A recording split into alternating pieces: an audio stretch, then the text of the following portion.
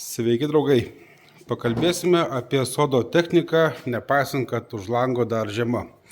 Pas laikas domėtis rimtais reikalais, kol turim tam laiko.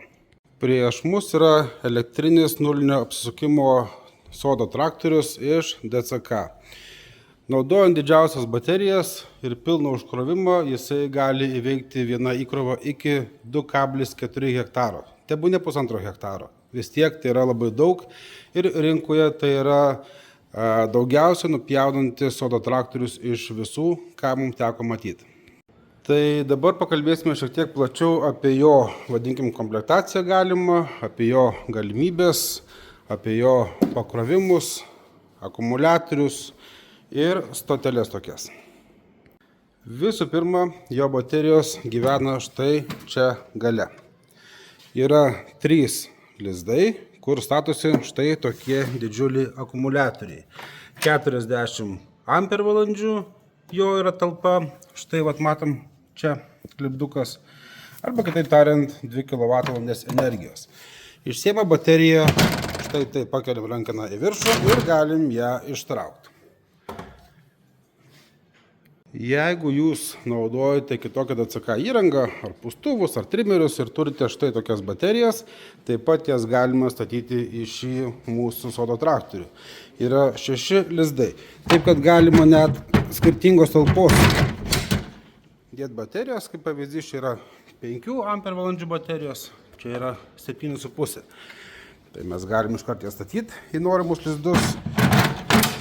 Ir mes jau galim pradėti važiuoti pjauti. Be abejo, su tokiam baterijom mes daug nenupjausim. Todėl dedamos įprastai yra štai šios.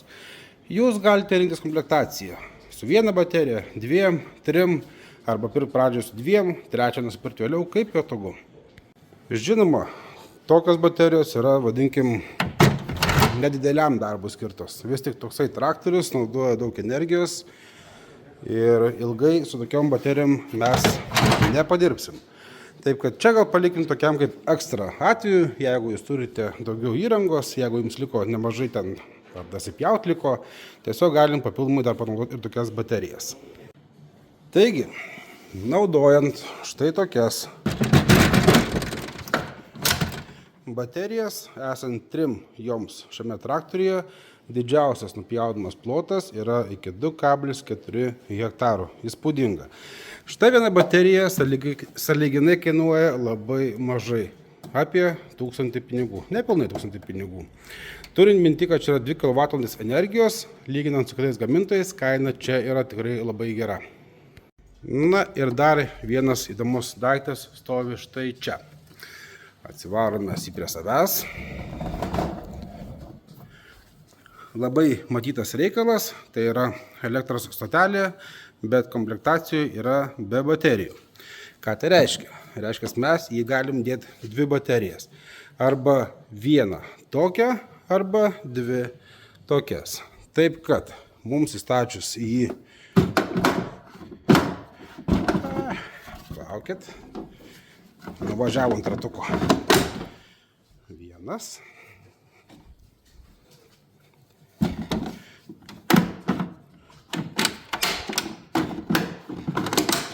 Štai. Stovi jame 2 baterijos, reiškia, mes turime elektros stotelę. Ar kažką reikia pasikrauti, ar kažkokia yra išvyka, ar turizmas, nesvarbu kas, ar namuose dingtų elektra, jūs turite elektros stotelę.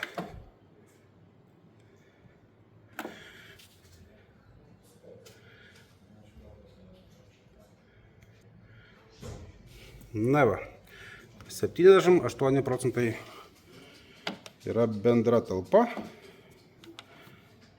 Panašiai yra. Čia pusė baterijos, čia yra pilna. Na, o žinoma, šita stotelė yra skirta šiai baterijai.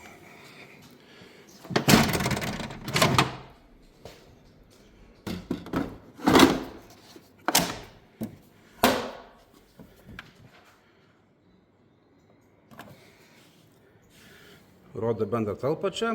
Jeigu jūs įdėsite 2 baterijas, tai rodys po 2 atskiras baterijas. Jei įdėjom vieną didžiulę bateriją, rodo bendrą. Na ir ką, turim 3,6 kW atidavimą iš šucho lizdų, liaudiškai rozečių.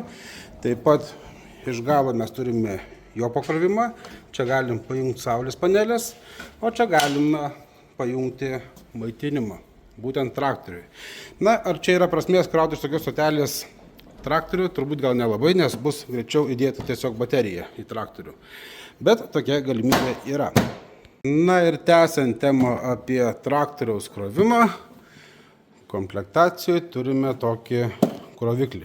Kabinasi jisai ant sienos. Turim panašią jungtį į elektromobilio. Jungiasi jinai čia iš galo. Taip kad krovimas vyksta visų baterijų per šią stotelę. Apie paties traktoriaus techninės galimybės mes pakalbėsime, žinoma, vėliau. Be abejo, nekantriai laukiam, kada baigsis žiema. Važiuosim į laukus bandyti šią techniką, taip kad jeigu jums įdomu daugiau sužinoti apie šį traktorių, sekite mūsų turinį ir apie jį pratęsime, kai orai leis.